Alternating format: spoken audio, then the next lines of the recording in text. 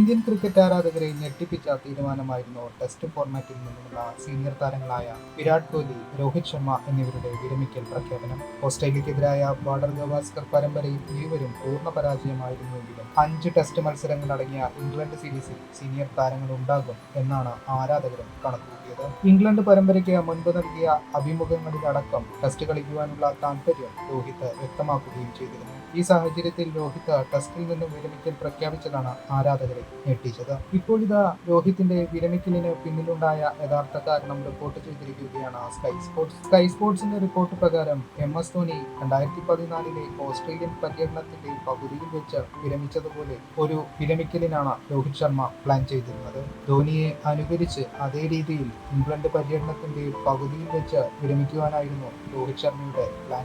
സീരീസിൽ ഉൾപ്പെടുത്താമെന്ന BCCI സമ്മതിച്ചെങ്കിലും രോഹിത്തിന് captaincy നൽകാനാകില്ലെന്ന് BCCI വ്യക്തമാക്കി. ഇതോടെയാണ് രോഹിത് ടെസ്റ്റ് പരമ്പരയ്ക്ക് മുൻപേ വിരമിക്കൽ പ്രഖ്യാപിച്ചത്. രോഹിത്തിന്റെ വിരമിക്കലിന് ദിവസങ്ങൾക്ക് ശേഷം വിരാട് കോഹ്ലിയും ടെസ്റ്റിൽ നിന്നും വിരമിക്കൽ പ്രഖ്യാപിച്ചു. ഇതോടെ ഇംഗ്ലണ്ടിലേക്ക് യുവതാരനിരയുമായാകും ഇന്ത്യ ടെസ്റ്റ് പരമ്പരയ്ക്കെത്തുക. രോഹിത്തിന്റെ അഭാവത്തിൽ ശുഭ്മാൻ ഗില്ലാകും ഇന്ത്യൻ നായകനെന്നാണ് റിപ്പോർട്ടുകൾ പറയുന്നത്.